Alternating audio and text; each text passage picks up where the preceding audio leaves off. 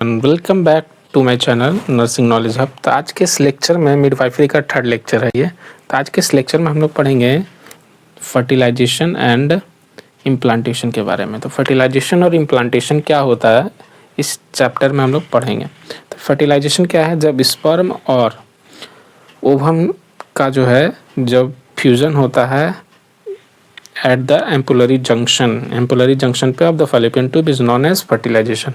तो फर्टिलाइजेशन क्या है? Fertilization is a process through which sperm and ova gets fused at the ampullary junction. तो ampullary junction पे क्या होता है, हमारा फर्टिलाइजेशन ऑकर होता है, ठीक है। और क्या बनाता है, हमारा जाइगोट बनाता है। जाइगोट कैसा नेचर का होता है? तो टू सेकेंडरी oocyte नेचर का होता है। अभी प्राइमरी तो सेकेंडरी oocyte होगा, उसके बाद आगे इसमें डिवीजन होते रहता है। तो ये सारा चीज़ हम लोग देखेंगे। तो इससे पहले हम लोग देख लेते हैं एक topic that is parts of sperm के बारे में। तो पार्ट्स ऑफ स्पर्म में 4 पार्ट होते हैं हमारे स्पर्म के। कौन कौन से होते हैं? तो हेड होता है, नेक होता है, मिडिल पीस होता है और टेल होता है, टेल या फिर एक्सियल फिलामेंट। तो कौन कौन से पार्ट होगा?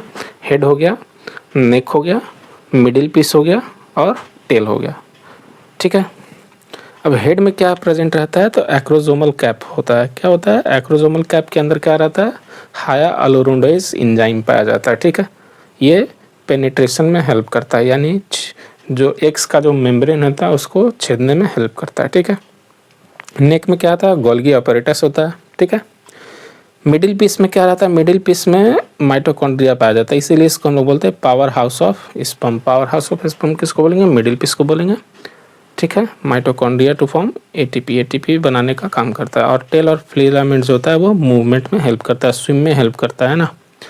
अगला हमारा स्पर्म सेल एनाटॉमी। तो इसमें क्या होता है, आगे के पार्ट में क्या होता है, हमारा जो यही पार्ट है बस यही जो है इंटर करता है किस में? ओवम में। और बाकी सारा जो है वो ये सारा पार्ट जो है ये बच जाता है, यानी मेम्ब्रेन का एक का जो मेम्ब्रेन होता है उसी में ये सब रह जाता है, बाकी किसी चीज़ में नहीं जाता है ना। सिर्फ और सिर्फ न्यूक्लियस यानी हेड पार्ट जो है वो पेनिट्रेट करता है, बाकी सारा चीज़ डेट इज़ मिडिल पीस और टेल जो है वो वहीं पे रह जाता है, ठीक है। स्पर्म को हम लोग मेल गैमेट भी बोलते हैं, देख लेते हैं। तो क्रोमोजोम नंबर कितना होता है? तो chromosome number equal to haploid number of chromosome. तो ये हैप्लाइड नेचर के होते हैं। जनरली क्या होता है? तो डिप्लॉयड में कितना होता है? 46 होता है। तो 46 को जब हम 2 से डिवाइड कर देंगे तो वो कितना हो जाएगा? 23 हो जाएगा, ठीक है। अब 23 कैसे होता है? तो 22 और प्लस एक्स या फिर 22 प्लस वाई। तो 22 जो होता है ये क्या होता है? ऑटोजोम इनको कहते हैं, ठीक है। क्या होता है? ऑटोजोम। क्या कहते हैं इसको? ऑटोजोम। और ये जो एक्स और वाई है इनको हम लोग बोलते हैं एलोजोम। क्या बोलते हैं? एलोजोम। क्या बोलते हैं? एलोजोम या फिर सेक्स क्रोमोजोम। तो these are the chromosomes which decide the gender of the foetus. ये क्या करता है? सेक्स डिसाइड करता है ना। तो 22 क्या होता है? इनको हम लोग बोलते हैं ऑटोजोम, और जो एक्स और वाई होता है उनको हम लोग बोलते हैं ऑलोजोम या फिर सेक्स क्रोमोजोम। यही जो होते हैं ये हमारा क्या करता है? सेक्स को डिसाइड करता है, यानी जेंडर को डिसाइड करता है फीटस का, है ना। कैसे होता है ये भी हम लोग देखेंगे आगे। अब कुछ की फैक्ट्स के बारे में हम लोग जान लेते हैं क्या होता है।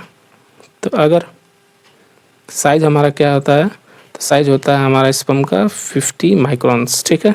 और फर्टिलाइजेशन स्पेन कितना रहता है, यानी कितने देर तक वो फर्टिलाइज कर सकता है ओवम को?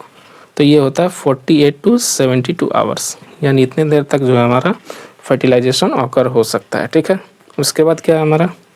क्रोमोजोम कितने होते हैं? तो 22 प्लस एक्स और वाई, ठीक है।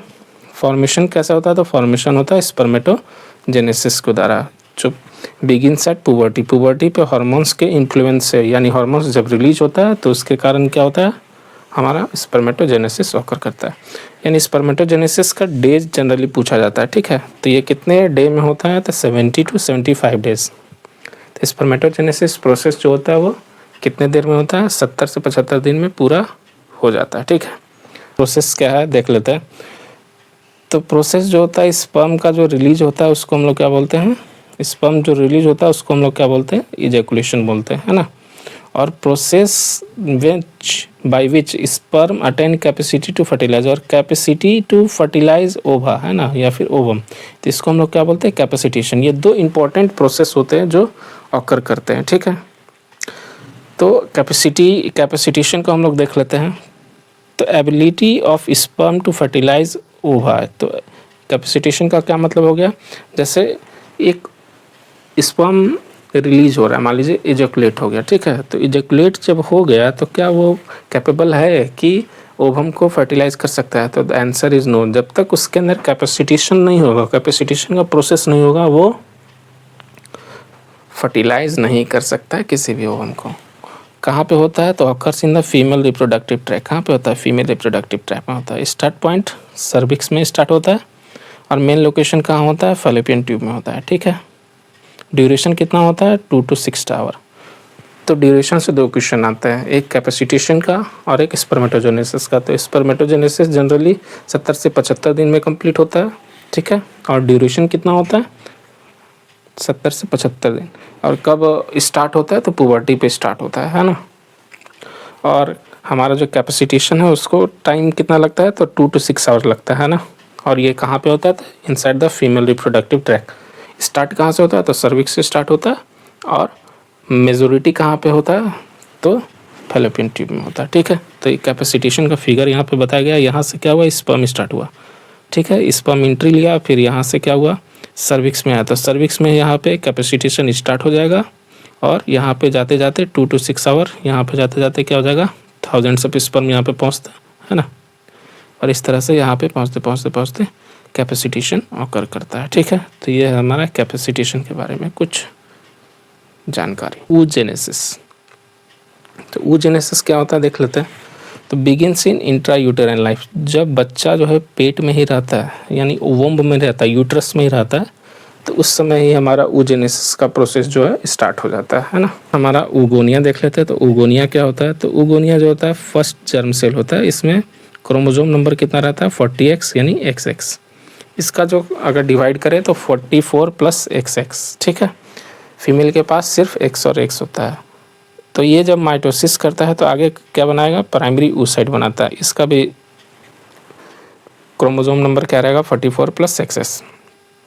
तो प्राइमरी oocyte के बाद जब मियोसिस स्टार्ट हो जाता है, ठीक है, तो मियोसिस अरेस्ट हो जाता है प्रोफेज में। कौन से फेज में, प्रोफेज में। तो ये भी पूछा जाता है कि इंट्रा यूटेराइन लाइफ में, इंट्रा यूटेराइन लाइफ में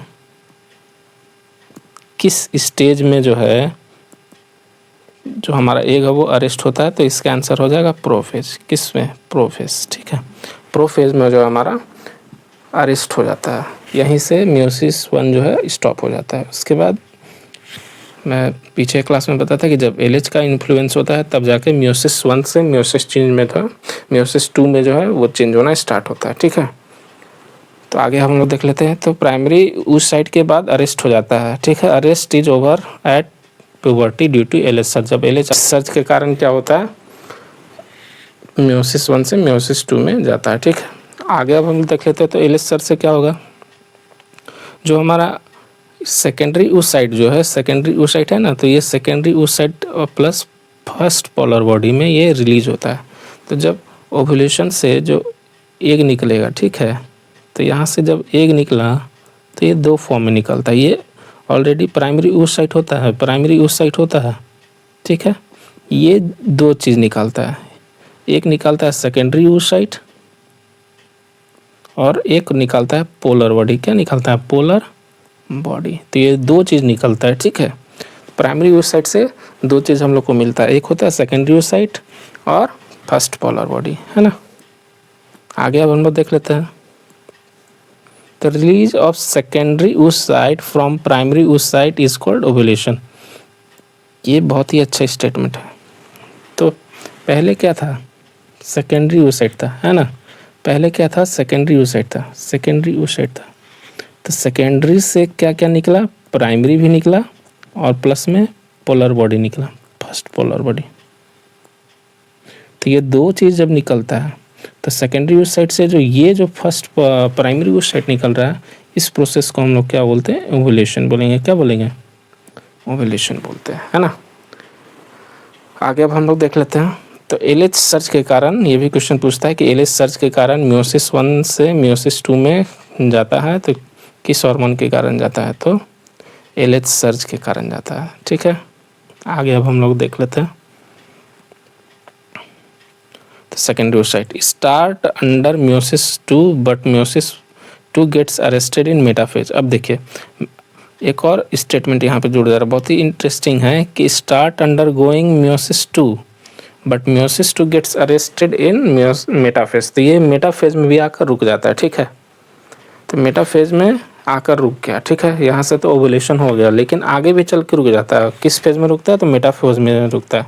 वहाँ पे क्या बनाता है, फीमेल प्रो न्यूक्लियस बनाता है और सेकेंड पोलर बॉडी रिलीज होता है। ठीक है, meiosis 2 is completed at the time of fertilisation. तो मियोसिस 2 जो है कब कंप्लीट होता है, फर्टिलाइजेशन के समय कंप्लीट होता है। ठीक है, इतना चीज़ हम लोग देख लिया। अब आगे देख लेते हैं। Germ cell derived from epiblast. ठीक है, तो कहाँ से निकलता है, एपीब्लास्ट से निकलता है। जर्म सेल जितने भी होते हैं, जैसे जर्म सेल कौन कौन हो जाएंगे, यानी स्पर्म और ओवा, तो ये दोनों चीज़ कहाँ से निकलते हैं, एपीब्लास्ट से निकलते हैं। ठीक है, डिराइव फ्रॉम एपीब्लास्ट, है ना। और अगर एपीब्लास्ट कहीं नहीं दिया है तो फिर एक्टोडर्म, एक्टो, इंडो और मेजो, ये तीनों जनरली ऑप्शन दिए रहते हैं। तो अगर उसमें अगर पूछा जाए तो वो कौन से निकलेगा, एक्टोडर्म से निकलेगा, है ना।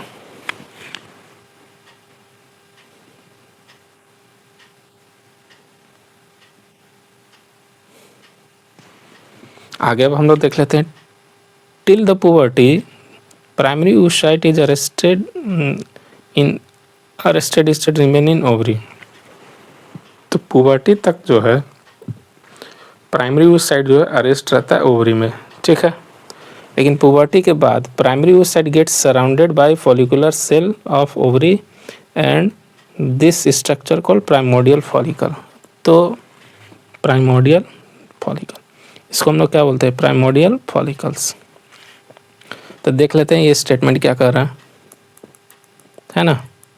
तो पुबर्टी तक जो है हमारा प्राइमरी oocyte कहाँ पे रहता है, प्राइमरी oocyte कहाँ पे रहता है, ओवरी में रहता है। ठीक है, लेकिन जब पुबर्टी के बाद प्राइमरी oocyte जो है वो सराउंड हो जाता है किस से, फॉलिकुलर सेल से, फॉलिकुलर सेल ऑफ ओवरी, यानी फॉलिकुलर सेल जो है उसको क्या करेंगे, कवर कर लेते हैं। मान लीजिए इसको मैं अच्छे तरीके से समझाऊं तो ये हमारा प्राइमरी oocyte। तो जैसे ही पुबर्टी आया, तो जैसे ही पुबर्टी आएगा इसको सराउंड कौन कर लेगा, फॉलिकुलर सेल। इस तरह से फॉलिकुलर सेल जो है सराउंड कर लेगा। और ये जो है हमारा ओवम है, प्राइमरी oocyte है, जिसको मैं डार्क कर रहा हूँ। तो ये प्राइमरी oocyte है। ठीक है, तो ये प्राइमरी oocyte को कवर कौन कर लेगा, ये कर लेगा फॉलिकल्स। क्या कर लेंगे, ये फॉलिकल्स इसको कवर कर लेते हैं किस पे, पुबर्टी आने पे। ठीक है, तो यही बता रहा है। और इसी को हम लोग क्या बोलते हैं, प्राइमोडियल फॉलिकल। इसी को हम लोग क्या बोलेंगे, प्राइमोडियल फॉलिकल्स। ठीक है, अब प्राइमोडियल फॉलिकल का स्ट्रक्चर देख लेते हैं, है ना। देख लीजिए, तो ये हमारा फॉलिकुलर सेल्स और अंदर में जो है वो है हमारा क्यूमुलस oophoricus और बाहर जो है वो हमारा क्या है, कोरोना रेडिएटा। तो ये जो हरा वाला स्ट्रक्चर है, इसको मैं जूम कर देता हूँ, आप लोग अच्छे से देख पाएंगे। तो ये जो हरा वाला जो स्ट्रक्चर है, ये सारा ये क्या है, कोरोना रेडिएटा। ठीक है, अंदर जो न्यूक्लियस है उसको हम लोग बोलते हैं क्यूमुलस oophoricus और ये ब्लू कलर से जो हमारा लाइनिंग है, जो दो लाइनिंग है, उसको हम लोग बोलते हैं फॉलिकुलर सेल। ठीक है, आगे अब हम लोग देख लेते हैं स्ट्रक्चर ऑफ सेकेंडरी oocyte। तो सेकेंडरी oocyte का क्या स्ट्रक्चर रहता है हम लोग देख लेते हैं। तो बाहर से जो सेल है वो हो जाएगा हमारा, सबसे आउटर और कवरिंग जो हो जाएगा वो हो जाता है हमारा कोरोना रेडिएटा, आउटर कवरिंग। ठीक है, वो सी।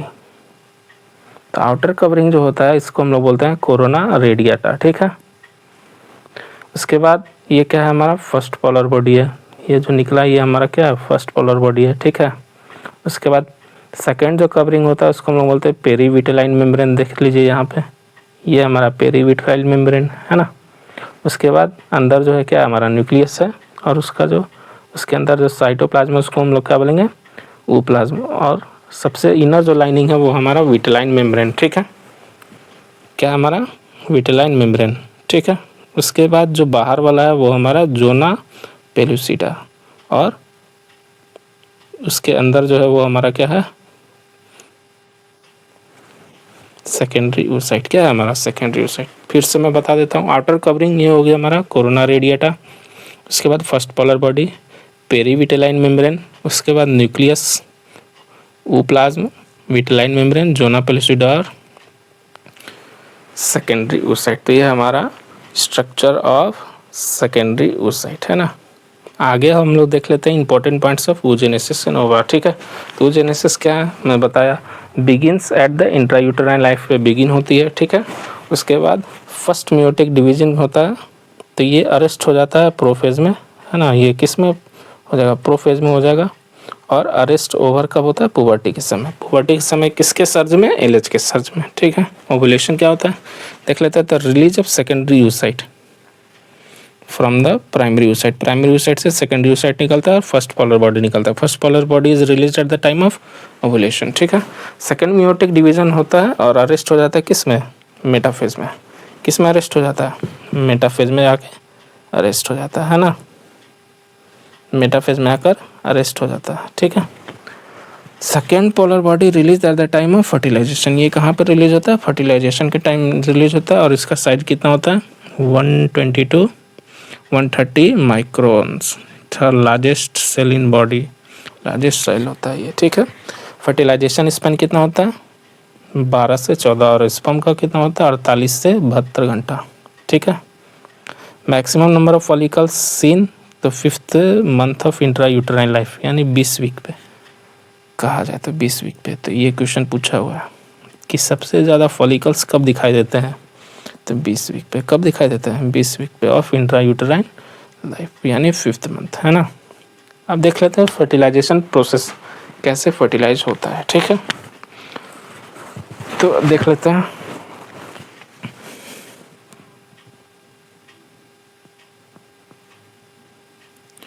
अब जो एग है उसके 3 सेल होते हैं, है ना। कोरोना रेडिएटा 3 सेल होते हैं, कौन कौन होता है, तो आउटर कवरिंग जो होता है वो होता है हमारा कोरोना रेडिएटा। सेकेंड जो कवरिंग होता है उसको हम लोग बोलते हैं जोना पेलुसिडा, और जो थर्ड है वो होता है हमारा विटेलाइन मेम्ब्रेन। ठीक है, और अंदर जो होता है न्यूक्लियस होता है सेकेंडरी oocyte का। और ये जो स्पर्म है, मान लेते हैं स्पर्म, ठीक है, तो ये स्पर्म आकर यहाँ पे मिलेगा। ठीक है, तो ये जो लेयर्स हैं इसको सब कोई जो है पेनिट्रेट नहीं कर पाता है। ठीक है, तो उसके लिए पेनिट्रेट करने के लिए एक एंजाइम की ज़रूरत पड़ती है जिसका नाम है हायालुरोनिडेज एंजाइम। ठीक है, इस तरह से आएगा यहाँ से और अंदर घुस जाएगा। ठीक है, ये क्या करेगा, अंदर घुस जाएगा। तो देखते हैं कैसे होता है फर्टिलाइजेशन। तो 300 से 500 sperm attack to corona radiata, किस पे अटैक करते हैं, कोरोना रेडिएटा पे अटैक करते हैं, जिसके कारण किसी एक में से क्या होगा, हायालुरोनिडेज एंजाइम रिलीज होता है। ठीक है, अब ये जो एंजाइम है ये क्या करेगा, जो लेयर्स है उसको क्या करेगा, उसमें रास्ता बना देगा, उसको पिघला देगा। तो जब उस रास्ते पे क्या होगा, यहाँ पे पिघल गया। ठीक है, देख सकते हैं आप लोग। तो ये जब पिघल जाएगा तो ये क्या होगा, कोरोना रेडिएटा जोना पेलुसिडा जो है वो अपने थोड़ा सा जगह से हट जाएंगे। तो क्या होगा, जोना पेलुसिडा जो होगा वहाँ पे एक्रोजोमल रिएक्शन हो जाता है। ठीक है, अब जोना पेलुसिडा जो है प्रोटीन रिसेप्टर होता है। कौन सा प्रोटीन रिसेप्टर होता है, ZP3 प्रोटीन रिसेप्टर। इसके पास तीनों रिसेप्टर होते हैं, लेकिन हमारे स्पर्म के पास कौन सा रिसेप्टर होता है, ZP3। तो वो जो है रिसेप्ट करेगा, स्पर्म को क्या करेगा, रिसीव कर लेगा। ठीक है, यहाँ पे ZP3 रिसेप्टर है, तो ये क्या करेगा, रिसीव कर लेगा। ठीक है, तो ये काम क्या करेगा, और इस तरह से उसको जगह दे देगा और ये अंदर चला जाएगा और फर्टिलाइजेशन हो जाता है। ठीक है, बाकी सारा चीज़ वहीं रह जाएगा बाहर ही। आगे अब हम देख लेते हैं फंक्शंस ऑफ जेनो पेलुसिडा। तो क्या क्या फंक्शन होता है जोना पेलुसिडा के देख लेते हैं। Allows entry of single sperm and prevent polyspermia, polyspermia से क्या करता है, बचाता है। ठीक है, यानी ढेर सारे स्पर्म जो है अटैक तो करेंगे, चाहेगा कि हम सभी घुस जाए, लेकिन किसी एक को जगह मिलेगा और किसी एक जो जाकर वो फर्टिलाइज होता है ना। देख लेते हैं आगे। Single sperm enters the zona pellucida with the help of ZP3 receptor. तो वहाँ पे ओवम के पास ZP3 रिसेप्टर होता है, जिसके कारण क्या होता है, सिंगल स्पर्म जो है वो फर्टिलाइज होता है। ठीक है, एंट्री मिलती है, गेट पास मिलता है। ठीक है, उसके बाद क्या होता है, रीच द पेरीविटेलाइन स्पेस, वो क्या करता है पेरीविटेलाइन स्पेस पे जाके आगे पहुंचता है। उसके बाद second meiotic division is completed and secondary oocyte form होता है। तो सेकेंडरी oocyte जब फॉर्म होता है तो उस समय क्या क्या निकलता है, फीमेल प्रोन्यूक्लियस और सेकेंड पोलर बॉडी। तो यहाँ पे 2 क्वेश्चन बनता है, ठीक है। जब फर्स्ट म्योटिक डिवीजन होता है, ठीक है, तो क्या क्या प्रोडक्ट निकलता है, तो प्राइमरी oocyte से क्या निकलता था, सेकेंडरी oocyte, ठीक है। सेकेंडरी oocyte प्लस एक polar body, first polar body निकलता था ना, फर्स्ट पोलर बॉडी निकलता था, है ना। अब मियोसिस 2 के समय क्या क्या निकल रहा है, तो फीमेल प्रोन्यूक्लियस निकल रहा है और सेकेंड पोलर बॉडी निकल रहा है, ठीक है। तो ये क्वेश्चन याद रखिएगा कि ओवुलेशन के समय क्या निकल रहा है और मियोसिस 1 के समय क्या निकल रहा है और सेकेंड म्योटिक डिवीजन के समय क्या निकल रहा है, ठीक है। अब देख लेते हैं। तो स्पर्म प्लस फीमेल प्रोन्यूक्लियस ये दोनों जब आपस में मिल जाएंगे तो इसको हम लोग क्या बोलते हैं, फर्टिलाइजेशन। तो यही प्रोसेस जो है हमारा फर्टिलाइजेशन होता है, ठीक है। अब क्या होता है देख लेते हैं। तो सिंगल जाइगोट जो है सेक्स डिसाइड करेगा, ठीक है। सिंगल सेल जाइगोट बनता है और वही जो है सेक्स डिसाइड होता है। तो सेक्स कौन डिसाइड करेगा, तो ऑलवेज मेल। मेल के पास कौन कौन से होते हैं, तो ऑलोजोम्स होते हैं, यानी 22+X या फिर 22+Y, 22+Y, है ना। ये कौन डिसाइड करता है, फीमेल डिसाइड, मेल डिसाइड करता है ना। अब स्पर्म के पास क्या है, या तो 22+X है या फिर 22+Y है ना। अगर 22+X या फिर 22+Y दोनों में से कोई एक फर्टिलाइज करेगा, ठीक है, ऐसा नहीं है कि दोनों फर्टिलाइज करेंगे, ठीक है। आगे देख लेते हैं। तो 22+X प्लस ओवम में सेम ही रहता है, 22+X प्लस 22+X। तो अगर 22+X प्लस 22+X ये मेल का और ये फीमेल का, ये जब दोनों फर्टिलाइज होगा तो क्या बनेगा, जाइगोट बनेगा 44+X। तो उस समय क्या होगा, फीमेल पैदा होगा।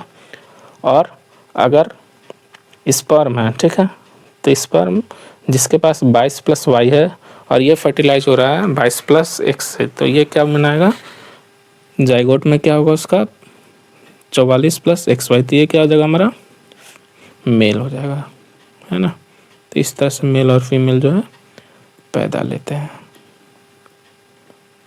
तो जो सेक्स डिसाइडर होता है वो हमेशा मेल होता है, न कि फीमेल, ठीक है। फादर डिसाइड करता है।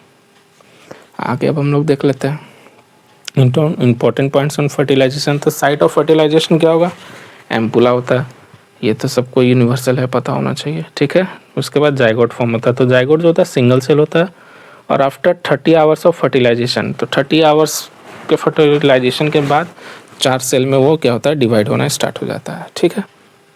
यानी उसमें माइटोसिस स्टार्ट हो जाता है, ठीक है। तो माइटोसिस जब स्टार्ट होता है तो 4 सेल जो होता है उसको हम लोग क्या बोलते हैं, ब्लास्टोमियर। उसके बाद 8 सेल, उसके बाद 16 सेल। 60 सेल को हम लोग क्या बोलते हैं, मोरूला बोलते हैं, है ना। व्हेन डिड फर्टिलाइजेशन हैपेंड, तो फर्टिलाइजेशन कब होता है, 14th day of cycle, menstrual cycle का 14 डे पे क्या होता है, फर्टिलाइजेशन होता है, मान के चलते हैं ऑन एन एवरेज, ठीक है। उसके बाद देख लेते हैं स्ट्रक्चर ऑफ मोरूला। मोरूला के पास कैसा स्ट्रक्चर होता है देख लेते हैं। तो एक लेयर होगा आउटर लेयर, उसको हम लोग क्या बोलते हैं, जोना पेलुसिडा, ठीक है। एक क्वेश्चन आता है कि early zygote from where does it get nutrition. तो न्यूट्रिशन में 3 चीज़ आती है, ठीक है। 3 टाइप के सेल होते हैं।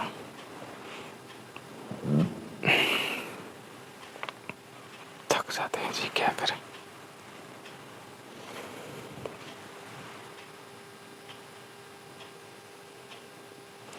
अब देख लेते हैं फंक्शंस, ठीक है। तो फैलोपियन ट्यूब में जो है 3 टाइप के सेल पाए जाते हैं। एक होता है ciliated columnar cell, secretory cell और पेग सेल। तो सिलिएटेड कोलुमनर सेल जो होता है उसके अंदर क्या होता है, सीलिया होता है। तो ये क्या करेगा, push toward the uterine cavity. तो ये मान लेते हैं हमारा स्ट्रक्चर है फैलोपियन ट्यूब का, ठीक है, इस टाइप से। यहाँ पे ओवरी है। तो यहाँ से जब फर्टिलाइजेशन होना स्टार्ट हुआ तो इधर से ऐसे ऐसे ऐसे ऐसे ऐसे आते हुए और इधर कहीं पे इम्प्लांटेशन होता है, बॉडी में इम्प्लांटेशन होता है यूट्रस के बहुत सारे पार्ट्स होते हैं, ठीक है। तो तो इस तरह से हमारा जो जाइगोट है वो ट्रेवल करता है, उसी बीच के रास्ते में क्या बनता है, ब्लास्टोसिस्ट, ब्लास्टोमियर, मोरूला वगैरह बनते जाता है। ठीक है, तो फैलोपियन ट्यूब के पास 3 तरह के सेल होते हैं। सिलिएटेड, तो सिलिएटेड जो यहाँ से जो हमारा स्पर्म है, सॉरी जाइगोट जो है वो ट्रेवल करके यहाँ पे आ रहा है। ठीक है, यहाँ से इधर पहुँच रहा है। तो ये जो पहुँच रहा है ये किसके कारण पहुँचेगा, सिलिएटेड कॉलमनर सेल्स के कारण क्या होगा, पहुँचेगा। ठीक है, वो उसको ढकेलता है किसकी ओर, यूट्रस की ओर। ठीक है, सेकंड हमारा सेक्रेटरी सेल। सेक्रेटरी सेल क्या करता है, हमारा न्यूट्रिशन प्रोवाइड कराता है। क्या करेगा, न्यूट्रिशन प्रोवाइड करेगा, है ना। तो ये न्यूट्रिशन प्रोवाइड कराता है हमारा सेक्रेटरी सेल। तो सेक्रेटरी सेल का क्या फंक्शन हो गया, provide nutrition to zygote, zygote को न्यूट्रिशन प्रोवाइड करेगा ताकि वो जिंदा रहे। अगला हमारा पेग सेल। तो पेग सेल क्या करता है, फंक्शन इसका कुछ आता पता नहीं है। How much time will morula remain in fallopian tube, तो फैलोपियन ट्यूब में कितने टाइम के लिए मोरूला रहता है, तो 3 दिन के लिए रहता है आफ्टर फर्टिलाइजेशन, यानी 14th डे पे हुआ हमारा क्या, फर्टिलाइजेशन, और +3 यानी 17 डेज। ठीक है, आगे देख लेते हैं। On 4th day of fertilization morula enters the uterine cavity, uterine cavity में जनरली क्या होता है, इंटर हो जाता है। ठीक है, तो देख लेते हैं next, how does the morula inter in the uterine cavity, तो किसके द्वारा, तो 2 कारण है, एक होता है पेरिस्टालसिस इन ट्यूब और सेकेंड हमारा मूवमेंट ऑफ सीलिया। ठीक, if morula doesn't enter the uterine cavity and gets implanted in the tube then it is called, अगर जो है हमारा मोरूला कहीं और इम्प्लांट हो जाता है यूट्रस को छोड़कर, तो इसको हम लोग बोलते हैं एक्टोपिक प्रेगनेंसी। क्या बोलते हैं, एक्टोपिक प्रेगनेंसी। ठीक है, अब जाइगोट जो है मोरूला किसको कहते हैं, तो मोरूला देख लेते हैं 16 सेल्ड स्टेज जाइगोट, या फिर 16 से 64 सेल में जाकर क्या होता है, वो मोरूला बनता है। क्या बनता है, मोरूला, है ना। आगे हम देख लेते हैं, व्हेन डज मोरूला इंटर, तो बता दिया हूँ 14 दिन पे तो फर्टिलाइजेशन हुआ, उसके 3 दिन बाद क्या था, मूवमेंट होता, 18वें दिन जाकर 4th डे आफ्टर फर्टिलाइजेशन, है ना। तो 18th डे ऑफ साइकिल पे क्या हो जाएगा, हमारा इम्प्लांटेशन हो जाता है। ठीक है, और फर्टिलाइजेशन से पूछा जाए तो 4 दिन बाद। तो यहाँ पे क्वेश्चन पूछता है कि साइकिल में कितने दिन, तो 18वें दिन, है ना, और फर्टिलाइजेशन के कितने दिन बाद, तो 4 दिन बाद, है ना। तो after 4th day implantation occurs. ठीक है, डे 4 आफ्टर फर्टिलाइजेशन मोरूला जो है इम्प्लांटेशन होता है, मोरूला इंटर करता है uterine cavity. When morula enters into the it gets with fluid, अब जो ये मोरूला है ये जब जैसे ही यूट्राइन कैविटी में आता है तो वहाँ पे क्या हो जाता है, फ्लूइड से भर जाता है। जब फ्लूइड से भर जाएगा तो उसमें क्या हो जाएगा, नया चीज़ डेवलप हो जाएगा। तो मोरूला से क्या बनता है, मोरूला से ब्लास्टोसिस्ट बनेगा, है ना। मोरूला से क्या बनेगा, ब्लास्टोसिस्ट बनता है। कि ब्लास्टोसिस्ट इसलिए कहेंगे क्योंकि उसमें फ्लूइड आ गया, सिस्ट। ठीक है, तो सिस्ट ऐसा चीज़ जिसमें भी लिक्विड आ जाए, फ्लूइड आ जाए, तो उसको हम लोग क्या बोलते हैं, सिस्ट, यानी ब्लास्टोसिस्ट हो गया। ठीक है, और on the day 5 fertilization, on the day after 5 day after fertilization zona pellucida is lost, यहाँ पे जोनो पेलुसिडा जो है लॉस्ट हो जाता है, यानी मोरूला तक जो है वो जोनो पेलुसिडा प्रेजेंट रहता है ना। और जोनो पेलुसिडा एक तरह से कह सकते हैं कि मोरूला जो है कवर किससे रहता है, जोनो पेलुसिडा से, लेकिन जब जोनो पेलुसिडा जो है डिजॉल्व हो जाता है, कब, जब ब्लास्टोसिस्ट बन जाता है तब। अब ब्लास्टोसिस्ट का 2 लेयर होता है, एक होता है ट्रोफोब्लास्ट आउटर कवरिंग, और इनर कवरिंग को हम लोग बोलते हैं इनर मास सेल। बाकी ये सारा चीज़ लिक्विड है ना। तो इसके अंदर लिक्विड अब आ गया, तो ट्रोफोब्लास्ट और इनर मास सेल। ठीक है, इमेजेस ऑफ सेकेंडरी यूसाइट, ये तो बता ही दिया था हमें, फिर से देख लेते हैं। Corona radiata, zona pellucida, vitelline membrane, nucleus, germinal vesicle और ऊप्लाज्म। ठीक है, अब फर्टिलाइजेशन हो गया। ठीक है, मोरूला एंड ब्लास्टोसिस्ट देख लेते हैं। तो corona radiata, zona pellucida, vitelline membrane इसमें नहीं दिखाया है, साइटोप्लाज्म हो गया, न्यूक्लियस हो गया और plasma membrane. Figure of morula and blastocyst, तो जोना पेलुसिडा से कवर है, तो ये हो गया हमारा मोरूला, और जब जोना पेलोसिडा हट गया तो वो क्या बन गया, ब्लास्टोसिस्ट बन गया। ब्लास्टोसिस्ट में क्या है, ब्लास्टोसिस्ट कैविटी जिसको हम लोग ब्लास्टोसील बोलते हैं, ट्रोफोब्लास्ट आउटर कवरिंग और इनर मास सेल या फिर इनर सेल मास, इसको हम लोग क्या बोलेंगे, एम्ब्रियोब्लास्ट। तो ये हमारा मोरूला और blastocyst. Figure of uterus implantation, यहाँ पे क्या हो जाता है, इम्प्लांटेशन। इम्प्लांटेशन किसके द्वारा हो रहा है तो देख लीजिएगा, ट्रोफोब्लास्ट जाके चिपकता है ना, ठीक है। ये हमारा इंडोमेट्रियम में जाकर चिपकता है। सिरोसा को पेरीमेट्रियम भी बोलते हैं, ठीक है, आउटर कवरिंग। आगे अब हम लोग देख लेते हैं यूट्राइन कैविटी, ये हमारा यूट्राइन कैविटी। अब इम्प्लांटेशन देख लेते हैं कैसे होता है। तो attaching of blastocyst to the endometrium is called implantation. तो यहाँ तक था हमारा फर्टिलाइजेशन, ठीक है। तो फर्टिलाइजेशन सेक्शन यहाँ पे ख़त्म होता है, यहाँ से स्टार्ट हुआ हमारा इम्प्लांटेशन। तो ब्लास्टोसिस्ट जब जाकर जुड़ता है इंडोमेट्रियम से तो इसी को हम लोग क्या बोलते हैं, इस प्रोसेस को हम लोग बोलेंगे इम्प्लांटेशन, ठीक है। Type of implantation in occurs in the interstitial implantation, ठीक है। तो कौन सा इम्प्लांटेशन होता है, इंटरस्टिशियल। इसमें क्या होता है, blastocyst gets deep inside into the endometrium and then implants. तो यानी इंटरस्टिशियल का मतलब क्या हुआ कि इन्वेट करता है। मान लीजिए हमारा इंडोमेट्रियम का लेयर है, तो इंडोमेट्रियम में आकर पहले ऐसा नहीं है कि चिपकना है, अंदर उसको धंसता है। ये इतना लेयर तक कम से कम तो अंदर जाता ही जाता है, ठीक है। तब जाकर वो जो है इंडो डीप इनसाइड, यहाँ पे लिखा हुआ है डीप इनसाइड द यूट्रस, ठीक है, डीप इनसाइड द यूट्रस या फिर इंडोमेट्रियम लेयर में जाकर इम्प्लांट होता है। इसी को हम लोग क्या बोलते हैं, इंटरस्टिशियल इम्प्लांटेशन, ठीक है। देख लेते हैं the limit of penetration of blastocyst into the endometrium is decided by. तो कौन डिसाइड करता है, तो नीटाबच लेयर। कौन सा, नीटाबच लेयर। नीटाबच लेयर जो है डिसाइड करेगा कि कितना अंदर घुसना है, ठीक है। ये कौन डिसाइड करता है, Nitabuch layer. After implantation endometrium is known as decidua, इसको हम लोग क्या बोलते हैं, डेसिडुआ ही बोलते हैं।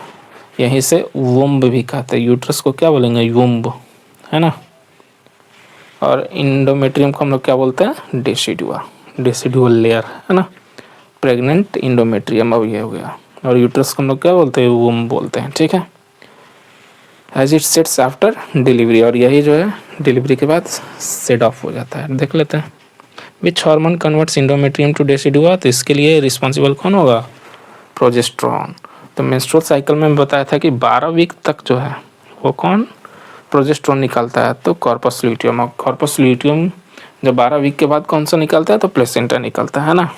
देख लेते हैं तो hormone responsible for decidual reaction. तो डेसिडुअल रिएक्शन के लिए कौन सा हार्मोन रिस्पॉन्सिबल है, तो प्रोजेस्टेरॉन।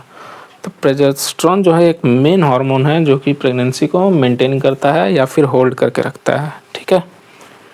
अब देख लेते हैं यूट्राइन कैविटी, देख लेते हैं। तो यहाँ पे इन्वेड हो रहा है, देख सकते हैं, सिर्फ टच नहीं कर रहा है, उसको अंदर पेनिट्रेट भी कर रहा है, धस रहा है। जब तक नहीं धसेगा तब तक इम्प्लांटेशन नहीं होगा। ये हमारा इंडोमेट्रियम। इंडोमेट्रियम के 2 लेयर में बता चुका हूँ, एक बेसिलिस और एक फंक्शनलिस। और फंक्शनलिस जो है हर एक मेंस्ट्रुअल साइकिल में श्रेड ऑफ होता है, गिरता है। उसके बाद मायोमेट्रियम, सिरोसा। देख लेते हैं इंटरस्टिशियल इम्प्लांटेशन। अगर नहीं घुसेगा तो उसको हम लोग बोलते हैं सुपरफिशियल अटैचमेंट या फिर इम्प्लांटेशन। इंटरस्टिशियल में पूरा देखिए धस रहा है, अंदर तक जा रहा है ना, deep into the endometrium then attaches, तब होता है इंटरस्टिशियल इम्प्लांटेशन इन ह्यूमंस। आगे अब हम लोग देख लेते हैं विच हार्मोन कन्वर्ट्स, ये तो बता दिया हूँ। Implantation occurs in the form of blastocyst, किस में होता है, ब्लास्टोसिस्ट, ठीक है। और implantation begins by day 6 after fertilization, और अगर मेंस्ट्रुअल साइकिल में पूछा जाए तो 20वें दिन, ठीक है।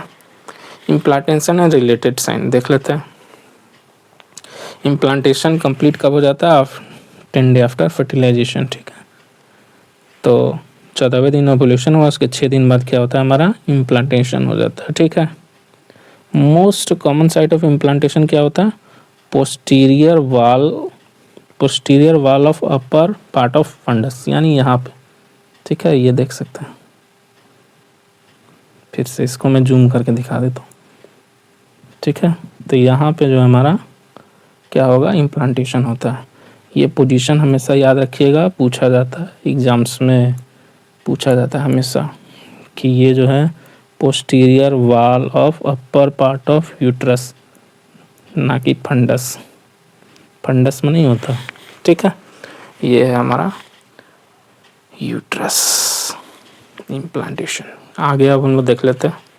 At the time of implantation in some female bleeding occur, तो ब्लीडिंग जब ऑकर होता है तो इम्प्लांटेशन के समय ब्लीडिंग जब हो रहा है, यानी 20 डे पे, 20 डे पे अगर ब्लीडिंग हो रहा है तो उसको हम बोलते हैं हार्टमैन साइन। थोड़ा सा ब्लीडिंग होता है, ऐसा नहीं कि पूरा ज़्यादा हो रहा है, थोड़ा सा, तो ये हो जाता है हमारा हार्टमैन साइन। क्या होता है? Hartman sign.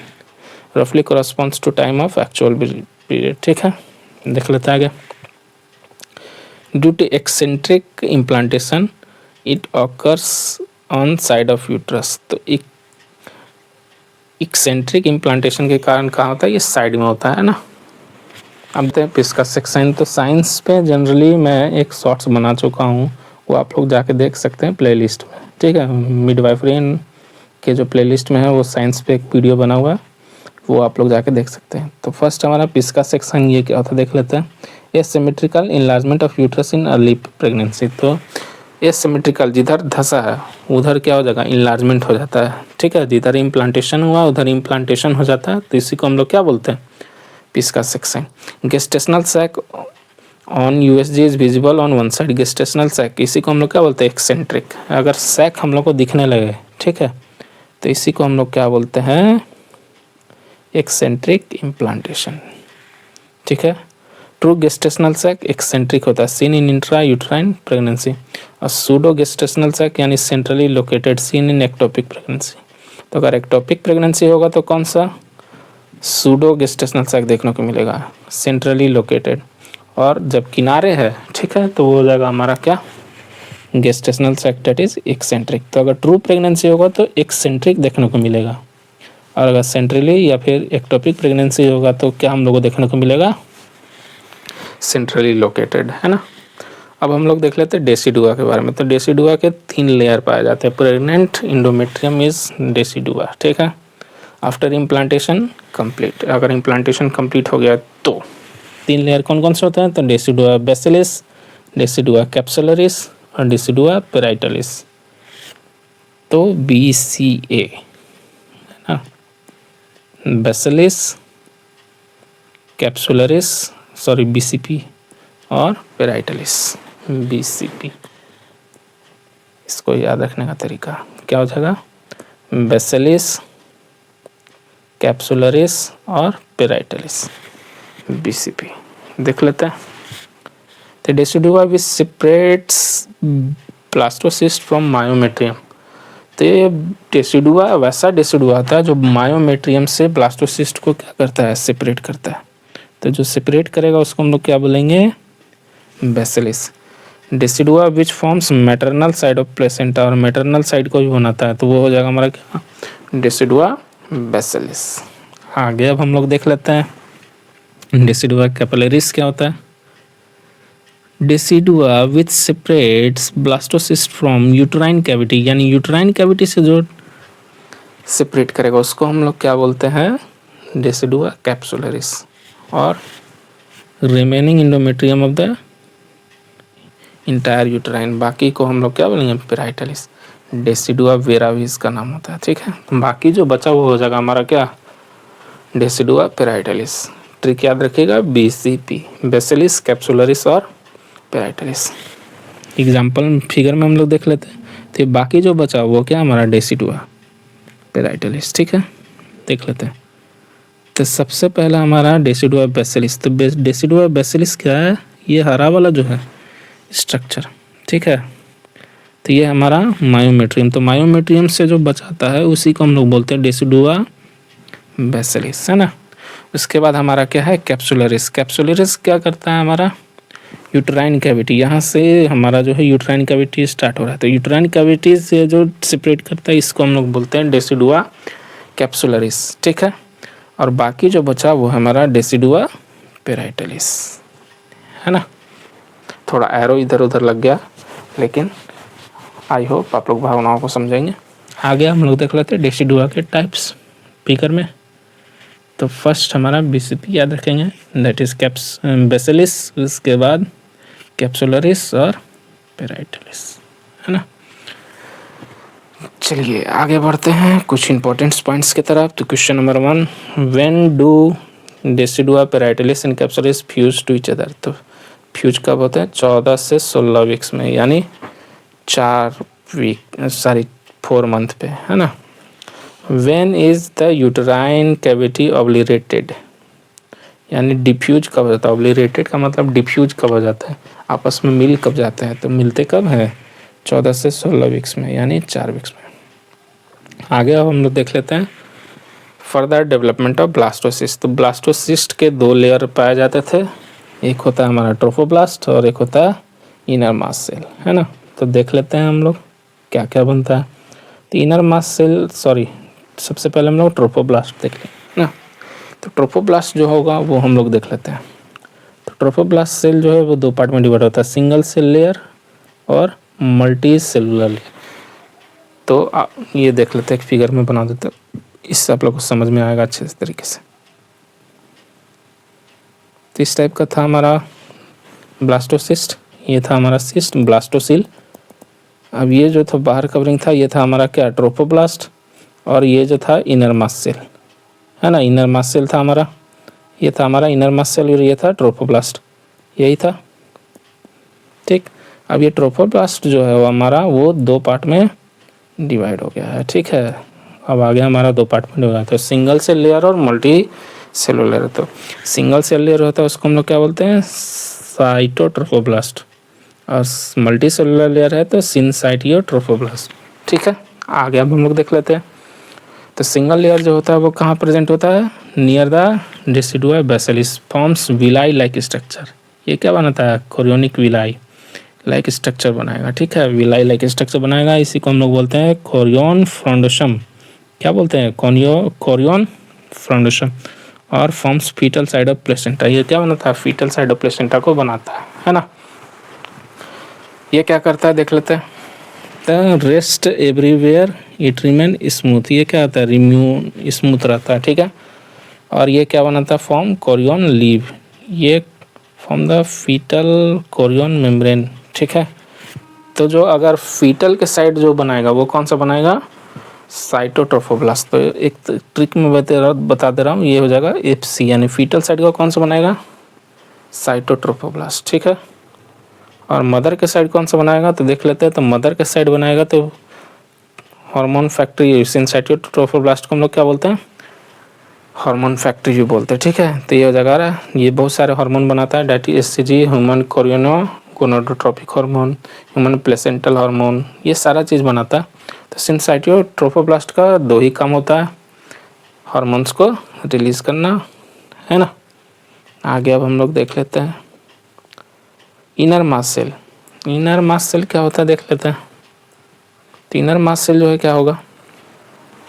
Pluripotent stem cell. इसमें क्या रहता है? स्टेम सेल होता है, 8 डे के बाद बनता है ये। इसमें क्या होता है? बैचलर डिस्क होता है। इसमें ये लेयर जो है 3 लेयर को बनाता है, एक्टोडर्म, मेसोडर्म और इंट्रोडर्म। ये तीनों लेयर किससे बनता है? तो इनर सेल मास से बनता है ना। On the 12th day of fertilization 2 cavity appear, जिसको बोलते हैं कैविटी फॉर्मेशन, है ना। तो डे 14 पे 3 लेयर मेसोडर्म इज फॉर्म्ड, ठीक है।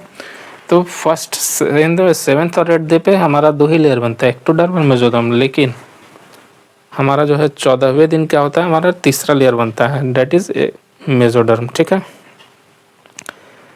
अब फिगर देख लेते हैं, decidua transverse section. Transverse section क्या होता है देख लेते हैं। तो बाहर वाला जो है हमारा पेराइटलिस हो गया, कोरियोनिक कैविटी हो गया, कोरियोन लीव हो गया, अम्नियोटिक कैविटी हो गया, कोरियोनिक फ्रॉन्डोसम हो गया, डेसिडुआ बेसिलिस, योल्क सैक और डेसिडुआ कैप्सुलरिस, यूटेराइन कैविटी और डेसिडुआ पेराइटलिस। तो ये बेसिकली देखा जाए तो ये नेमिंग किया हुआ कि कौन कौन सा क्या चीज़ होता है। आउटर लेयर ट्रोफोब्लास्ट, अंदर वाला एमनियन, उसके बाद एक्टोडर्म और इंडोडर्म। ये हमारा कनेक्टिंग स्टाल्क, और आगे चल कर के हमारा posterior the gum layers all connected to trophoblast और फ्यूचर अम्बिलिकल कॉर्ड। तो यही जो हमारा कनेक्टिंग स्टाल्क जो है यही आगे चल के बनाएगा क्या? हमारा अम्बिलिकल कॉर्ड, ठीक है। आगे अब हम लोग देख लेते हैं फंक्शंस ऑफ साइटोट्रोफोब्लास्ट। तो कोरियन बनाता है, अभी मैं बताया था फीटल साइड यानी एफसी। फीटल साइड को कौन बनाएगा? साइटोट्रोफोब्लास्ट। तो देख लेते हैं forms fetal side of placenta, ये कौन बनाता है? फीटल साइड को कौन बनाएगा? साइटोट्रोफोब्लास्ट। ठीक है, कौन किसके द्वारा बनता है? तो कोरियन के द्वारा बनता है, कोरियोनिक विलाई। ठीक है, it prevent pregnancy induced hypertension. तो प्रेगनेंसी के समय हाइपरटेंशन को कौन बचाता है? तो साइटोट्रोफोब्लास्ट। ठीक है, उसके बाद हमारा आ जाता है posteriorly all gums layer connected to the trophoblast, यानी जितने भी गम लेयर होते हैं वो कनेक्टेड होते हैं किससे? ट्रोफोब्लास्ट से, जो कि अम्बिलिकल कॉर्ड बनाते हैं। तो इनर मास्ट सेल जो होता है IMC, इनर मास्ट सेल जो है वो दो चीज़ बनाता है 8वें दिन पे।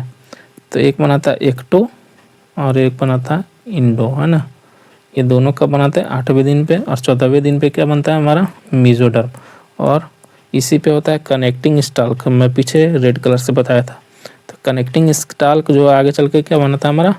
Umbilical cord. तो अम्बिलिकल कॉर्ड को कौन बनाएगा? हमारा इनर मास्ट सेल। ठीक है, आगे अब हम लोग देखते हैं लेटर ऑन क्या क्या खेल हो रहा है, ये हम लोग देखेंगे आगे। हम लोग देख सकते हैं तो कनेक्टिंग स्टाल्क जो है क्या बनाता है? अम्बिलिकल कॉर्ड बनेगा। Amniotic cavity increases size. अब ये अम्नियोटिक कैविटी जो है वो क्या करेगा? साइज को बढ़ाएगा, है ना। Yolk sac will decrease in size. तो ये जो है डिक्रीज करता है साइज में। It is the first site of fetal haematopoiesis. First site होता है हीमेटोपोसिस का, यानी ब्लड जो होता है सबसे पहले कहाँ बनाता है? योल्क सैक में बनाता है। उसके बाद कहाँ बनाएगा? उसके बाद बनाता है हमारा लीवर में, और उसके बाद कहाँ बनाता है? बोन मैरो में। तो लास्ट में बोन मैरो में बनता है, उससे पहले योल्क सैक में बनेगा, उसके बाद लीवर में बनता है। तो ये आप लोग याद रखेंगे, ठीक है। तो योल्क सैक जो होता है वो कहाँ बनता है? सबसे पहले हीमेटोपोसिस यानी ब्लड कहाँ बनेगा? Yolk sac. Remain in connecting stalk. Connecting stalk में होता है it is forms a part and gut. Gut को भी बनाता है, ठीक है। गट यहाँ से डाइजेस्टिव सिस्टम से रिलेटेड है, ठीक है। The entire photos is formed by 3 layer. 3 layer से बनता है, डेट इज एक्टो, मेजो और इंडो। सिंगल लाइनर देख लेते हैं। तो एक्टोडर्म कब बनता है? 7 से 8 दिन। इंडोडर्म कब बनेगा? 8 दिन। मेजोडर्म 14वें दिन। और HCl एंड HPL कौन सिक्रीट करता है? सिनसाइटोट्रोफोब्लास्ट, है ना। और साइटोट्रोफोब्लास्ट क्या करता है? कोरियोनिक विलाई बनाता है, वो कि फीटल साइड का जो प्लेसेंटा वो डेवलप करता है, ठीक है।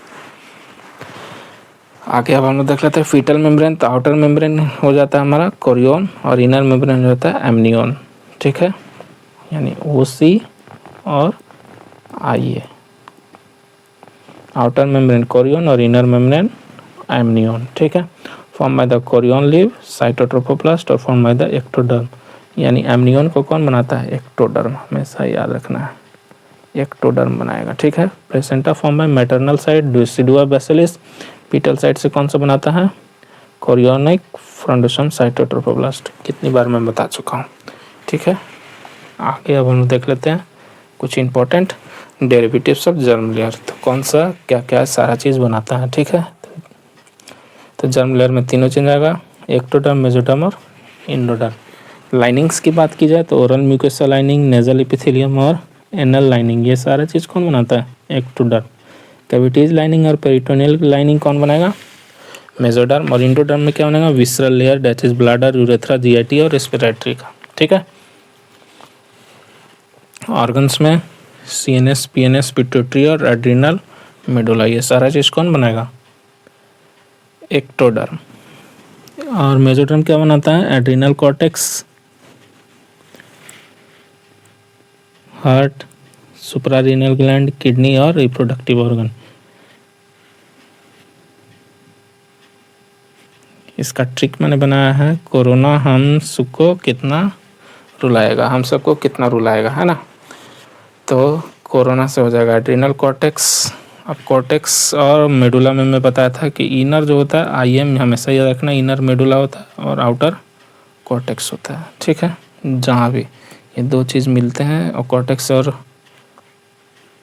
मेडुला में, है ना। आगे हम लोग देख लेते हैं इंडोडर्म के बारे में। तो GI ऑर्गन्स, ठीक है।